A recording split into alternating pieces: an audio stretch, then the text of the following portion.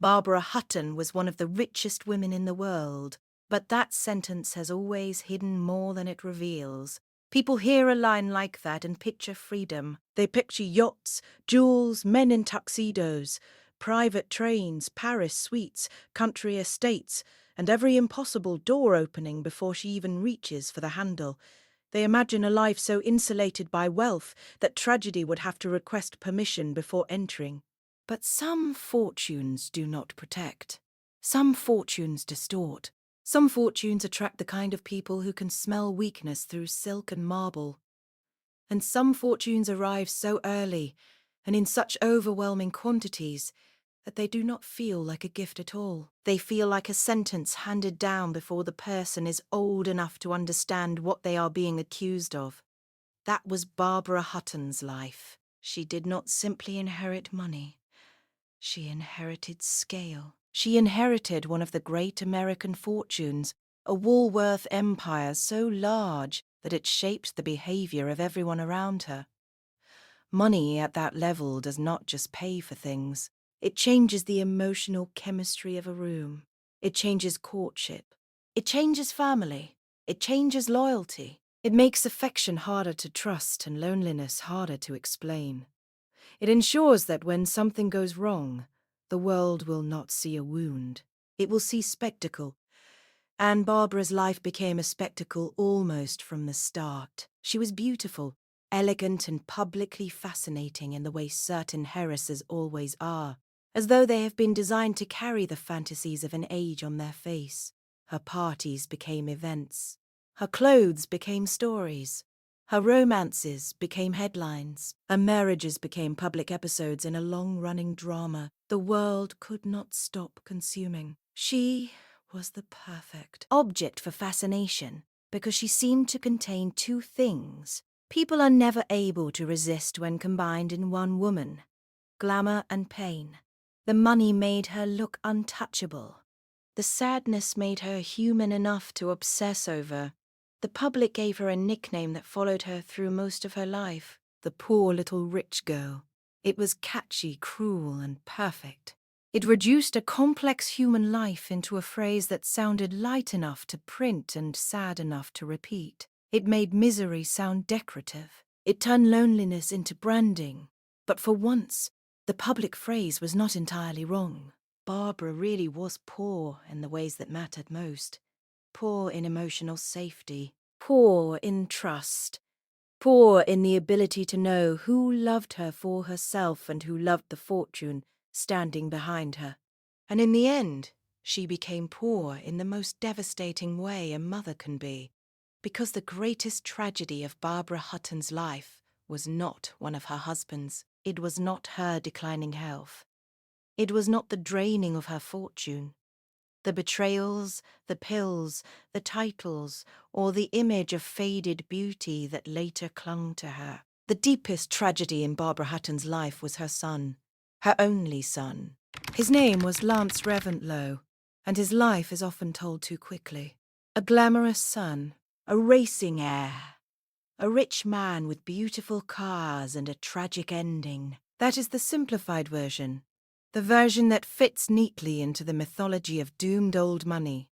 But Lance's life deserves more than that, because he was not just a handsome extension of his mother's legend. He was a child born into emotional instability, a young man trying to escape the suffocating identity of inherited privilege, and an adult who seemed to be reaching for something solid just before life cut him off. His death was not simply the tragic end of Barbara Hutton's bloodline. It was the destruction of the last real center in her life. The one relationship that, beneath all the wealth and artifice, still meant continuity, still meant future, still meant blood, memory, and permanence. And once he was gone, everything else in Barbara's story started to look like a prelude. To understand why Lance's fate mattered so much, you have to begin with Barbara's own emotional formation. Because children do not merely inherit family names and trust funds. They inherit atmospheres. They inherit the emotional logic of the home. They inherit the things their parents cannot say out loud. They inherit unhealed grief, hidden appetites, anxieties disguised as habits, and wounds that have been lacquered over by wealth until they shine instead of bleed. Barbara Hutton was born into one of the grandest fortunes in America, but she was not born into emotional security. Her grandfather, Frank Winfield Woolworth, had built an empire. That meant Barbara was raised under the immense shadow of commercial success, social expectation, and family wealth on a scale so large that ordinary life became almost theoretical. But great wealth has a way of removing people from the emotional disciplines of ordinary life. It can separate parents from children. It can allow weakness to be delegated away. It can turn daily love into something administered by governesses, staff, institutions, and schedules. Barbara's mother died when Barbara was still young, and that loss mattered.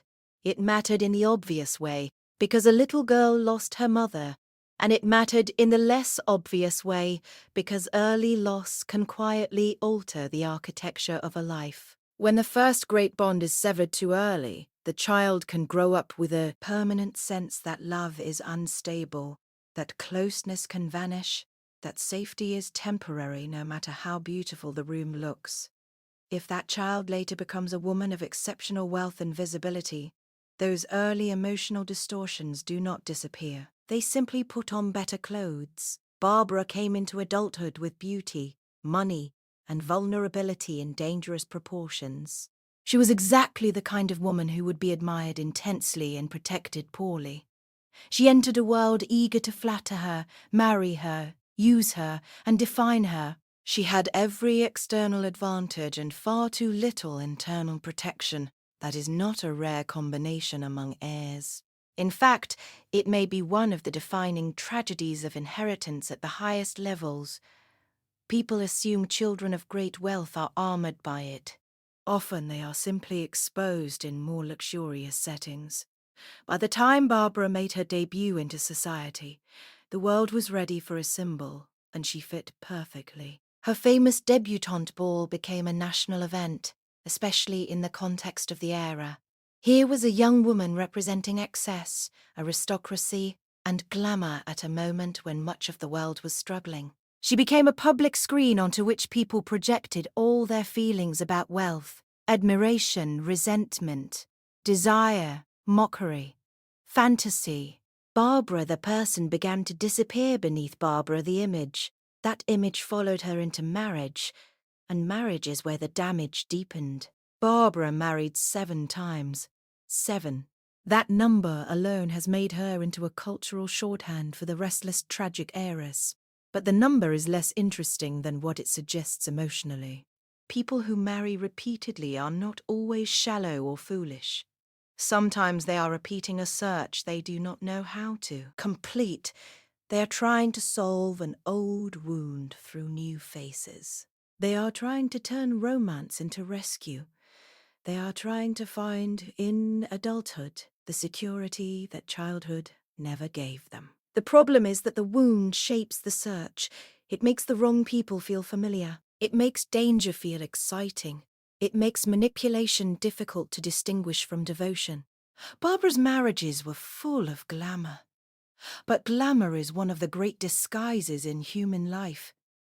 It can make exploitation look romantic. It can make loneliness look aristocratic. It can make humiliation look like scandal when it is really just pain in evening clothes. One of those marriages was to Count Kurt von Haugwitz Hardenberg Reventlow, a Danish aristocrat who became the father of Barbara's only child.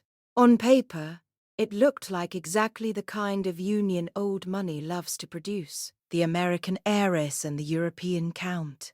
Fortune-meeting title. Glamour sealing itself in another layer of glamour. But paper is where many aristocratic marriages look best. In lived reality, this one was troubled and corrosive. Reports of cruelty and abuse have long attached themselves to the marriage, and the relationship deteriorated into bitterness and conflict. Into that unstable, unhappy marriage, Barbara gave birth to Lance in 1936. It is tempting to imagine a child arriving as redemption. Stories train people to expect that. The baby enters and everything changes. The parents soften, The marriage steadies. The home reorganizes around innocence. But life is not sentimental simply because a child is born. A child can arrive in the middle of emotional war and become part of the territory under dispute. That is closer to what happened with Lance. He was born into wealth so vast that people would spend the rest of his life assuming he had been blessed from the beginning. But he was also born into a household already infected by hostility, instability, and power struggles. He entered a marriage that was cracking apart. He entered a family system in which control mattered too much, emotional safety mattered too little, and adults had already begun failing each other before the child had even learned to speak. Children in those situations often receive excellent care in the practical sense and terrible care in the emotional sense. The nursery is elegant, the clothes are perfect, the staff is efficient, the schedules are disciplined, the child is physically maintained at a level most people would call luxurious. But none of that answers the emotional question that shapes a person for life. Am I safe with the people who are supposed to love me most? Lance's life suggests that the answer was never simple. Barbara and Kurt's marriage deteriorated quickly, and what followed was not merely a separation.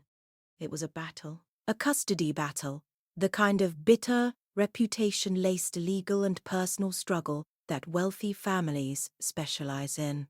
When ordinary families fight over children, it is devastating enough. When powerful families fight over children, the devastation becomes more polished but no less real. There are more lawyers and fewer slammed doors, more discreet arrangements and less visible chaos. But the child still feels it. The child still learns that he is not only loved but claimed, not only wanted but contested. At points in his early life, Lance was in his father's custody. At other times, he was in his mother's care. He was moved, relocated, shaped by arrangements made by adults with immense power and inconsistent emotional steadiness. A child in that situation does not receive a unified sense of home. He receives fragments. A father here, a mother there. Schools, staff, travel, atmosphere, interruption, continuity becomes something abstract, something other children seem to have without ever needing to describe it. That kind of beginning matters. It matters because the first lessons of life are not intellectual. They are emotional. They teach the nervous system what to expect from love. They teach the child whether calm is normal or temporary, whether adults are dependable or volatile, whether attachment feels like safety or like something that can be withdrawn, manipulated, or interrupted without warning. Those lessons go very deep. They are still there years later when the child becomes a man and wonders why excitement feels easier than peace, or why achievement feels necessary for love, or why being admired still does not feel like being known. Lance was Barbara's only child, and that fact gave the relationship a special intensity from the beginning. Only children in wealthy and unstable families often become more than children. They become symbols, hairs, points of emotional concentration. They are asked, without words, to carry the continuity of the family and the unresolved emotional hopes of the parent. Barbara may not have been able to build a peaceful home for Lance, but there is every reason to believe he mattered to her immensely. And perhaps because he mattered so much, the relationship may also have carried more emotional weight than it could comfortably bear. Barbara loved him, but love is not always enough to produce stability. A damaged parent can love deeply and still be unreliable. An emotionally hungry mother can adore her son and still raise him inside a world too chaotic to feel safe. Lance did not grow up in neglect in the crude sense.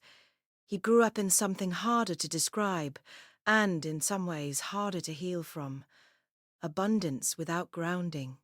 From the outside, his life looked enchanted.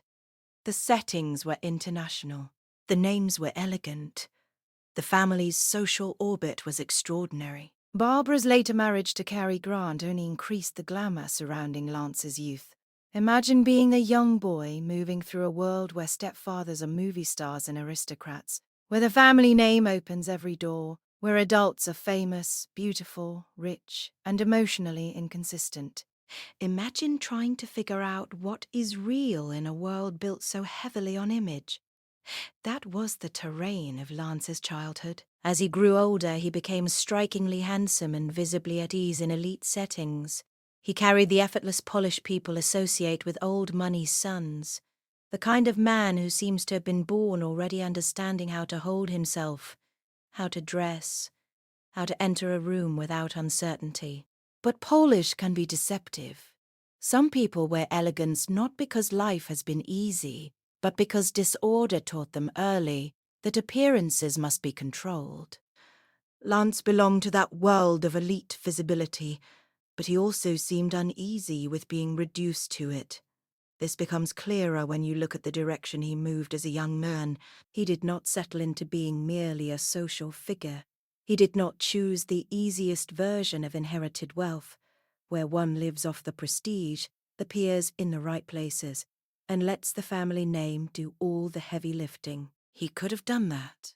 Many would have. Instead, he turned towards something more demanding, motorsport. To the casual observer, that choice might still look like the behavior of a privileged young man. Expensive cars, European circuits, speed, glamour, danger. It certainly fit the visual language of aristocratic masculinity in the post-war years.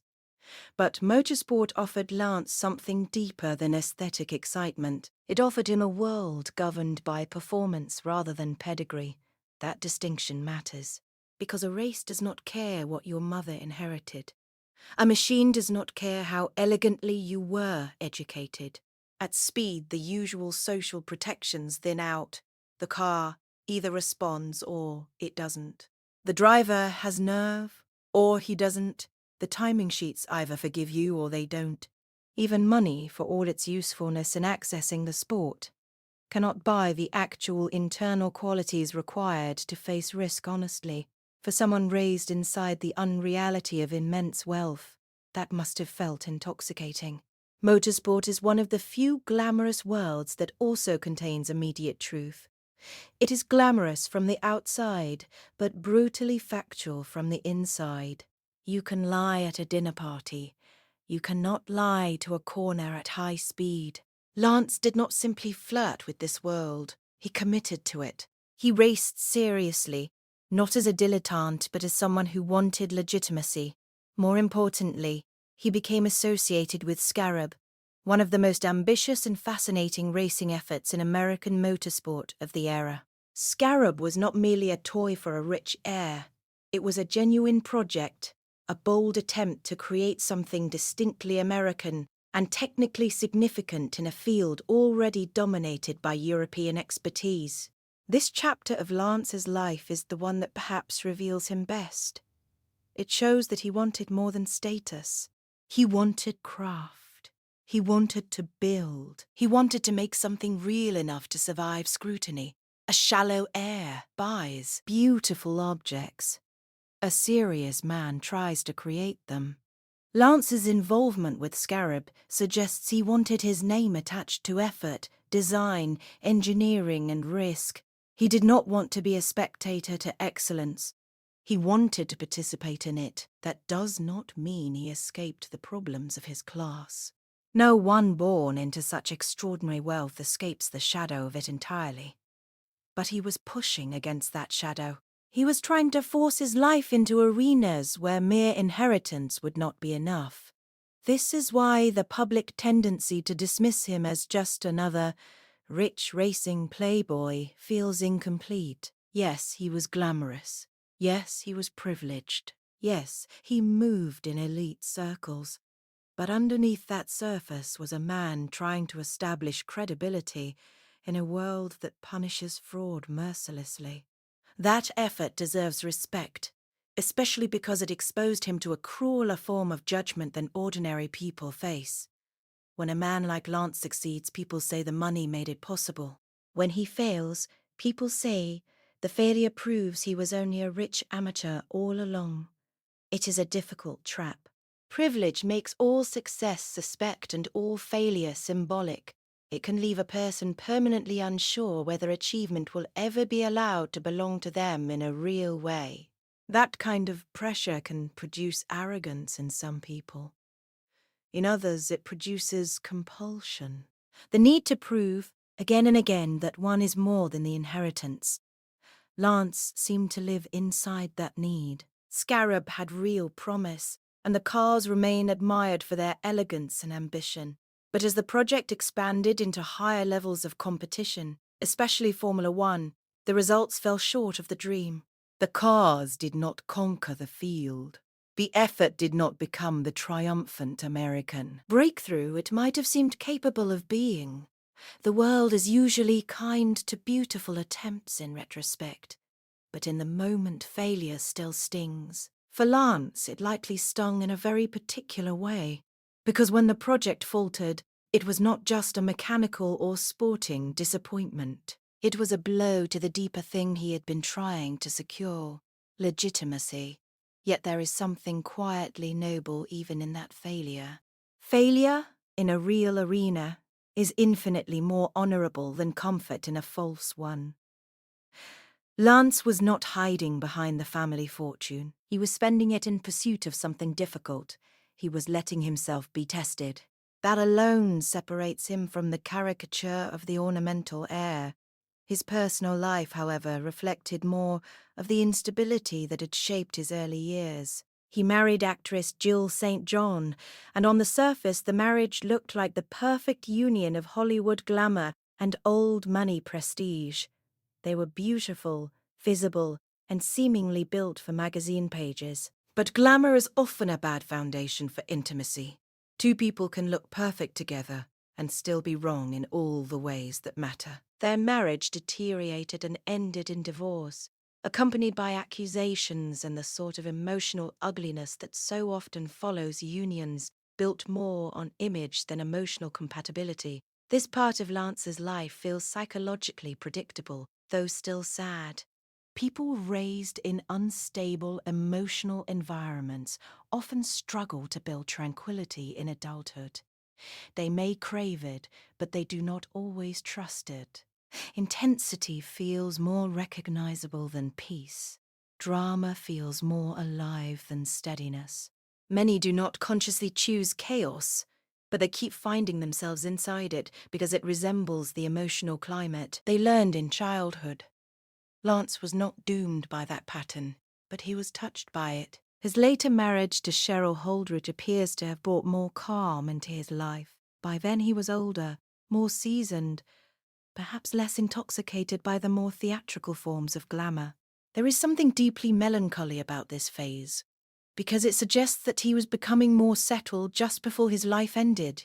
He was branching beyond racing into skiing, flying, and development interests. He was involved in projects around Aspen and the Mountain West, spaces that offered a different rhythm from the circuits and headlines of earlier years. In biography, this is often the phase people rush through.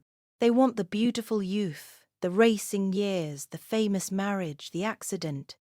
But the quieter middle period matters because it suggests a man who was no longer simply acting out the scripts written for him by birth and visibility. He was evolving. He was beginning to look like an adult whose identity might finally be thickening into something less performative and more real. And that is exactly what makes what happened next so cruel. Lance Reventlow died on July 24th, 1972, in a plane crash in Colorado. He was 36 years old. The details are stark, and in a way, almost offensively ordinary compared to the mythic structure of his life. He was involved in a land scouting flight near Aspen, looking at development possibilities. The plane entered dangerous weather and terrain. It moved into a blind canyon. The pilot attempted a maneuver to reverse course. The aircraft stalled and crashed. Everyone on board was killed. That was it. No racetrack, no roaring crowd, no cinematic public disaster, no legendary final lap. A man who had spent so much of his life close to controlled danger, speed, and machinery did not die in the public theatre of risk people might have expected.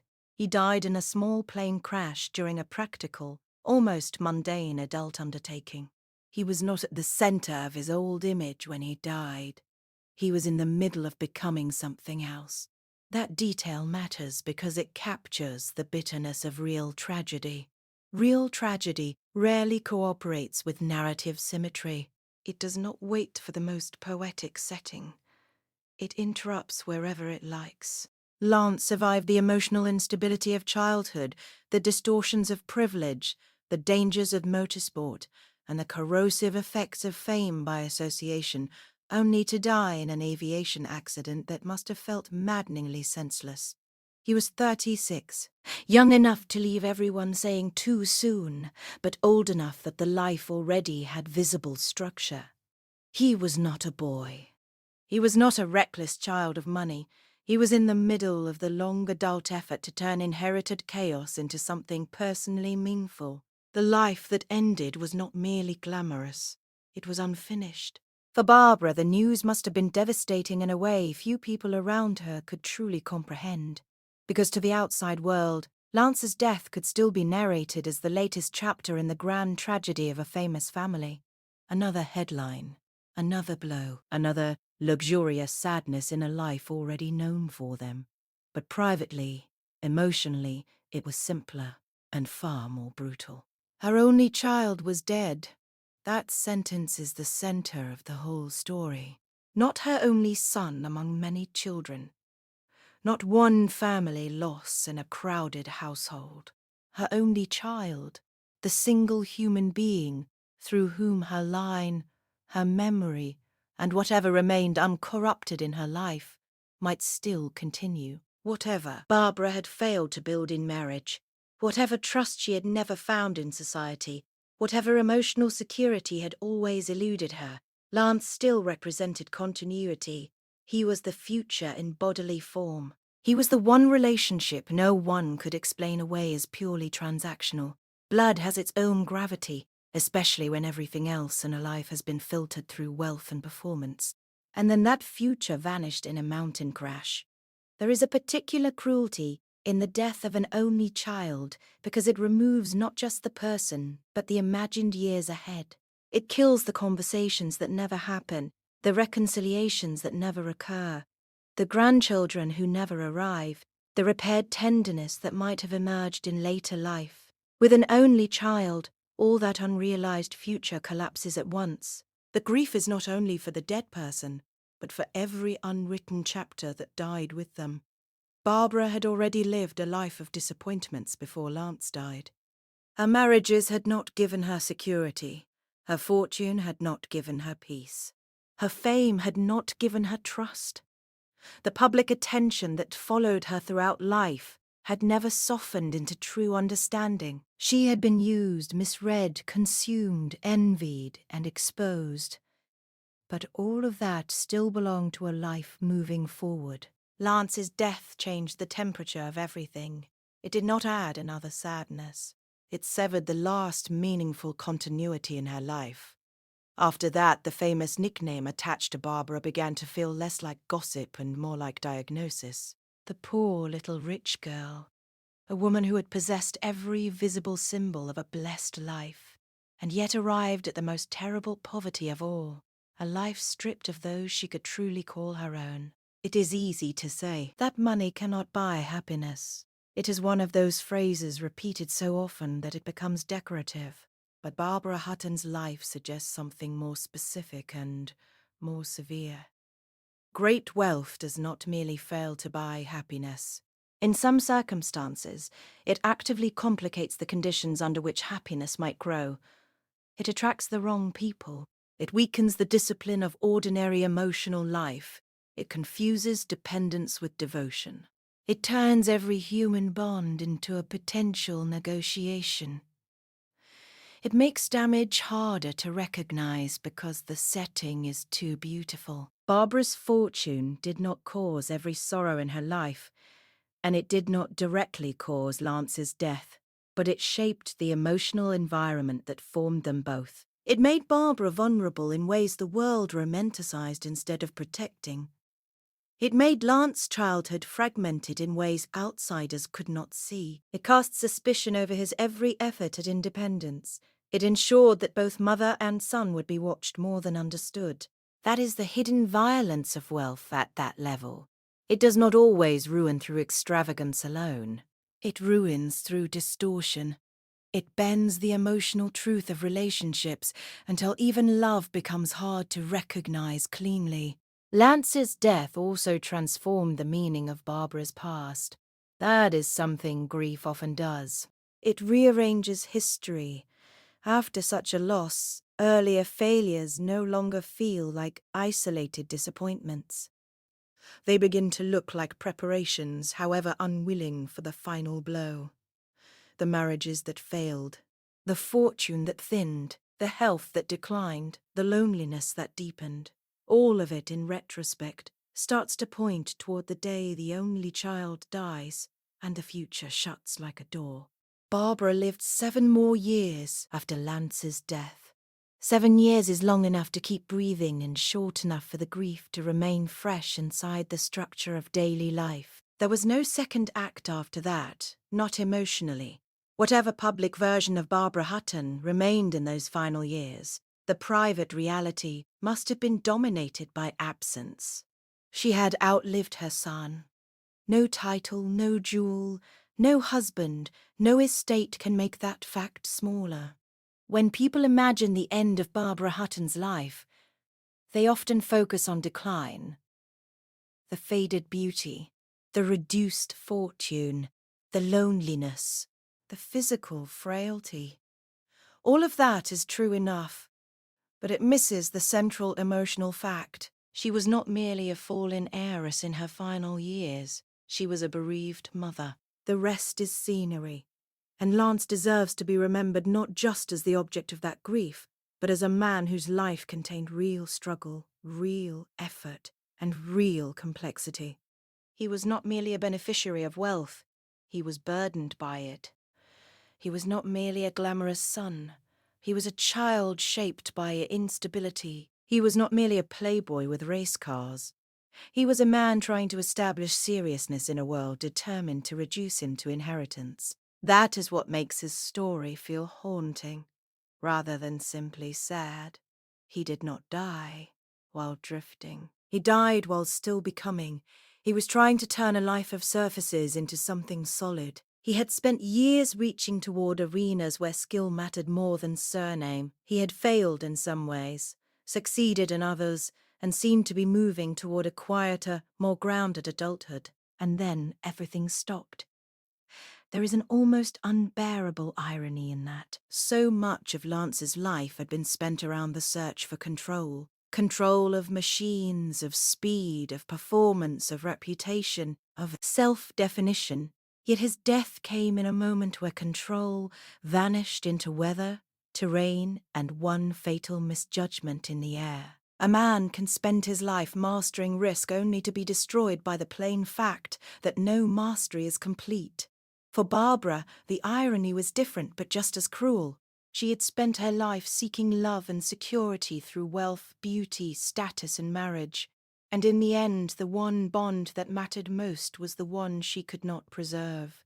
She could not protect her son from fate. She could not outspend death. She could not negotiate with loss. Everything she had been taught money could do revealed its final limit there. That is why this story endures. It is not just a story about old money or glamorous tragedy or racing or even maternal grief by itself. It is a story about the fragility hidden beneath visible power. It is a story about how emotional instability can pass through generations even when wealth makes the exterior seem untouchable. It is a story about a son trying to earn an identity the world would not let him claim easily. And it is a story about a mother who lost the one person who still made her life feel connected to something beyond the wreckage of her past. By the time Barbara died in 1979, much of the world still remembered the glittering image. The debutante, the heiress, the 7 husbands, the jewels, the scandal. But those are not the details that feel most important when you reach the end of her life. What matters is much smaller and much heavier. A woman who had been given almost everything the world admires spent her last years carrying the one form of grief no admiration can touch. She had one child, one son, a son born into wealth, raised in instability, pulled toward speed, effort, and self-definition, and taken before he had the chance to become whatever his final self might have been. That is the tragic fate of Barbara Hutton's son. Not just that he died at 36, but that he lived under the pressure of inherited myth, spent years trying to become something more real than the role wealth had assigned him, and disappeared just when life seemed ready to become less theatrical and more true. His death did not simply end his story. It completed the emotional devastation of his mother's.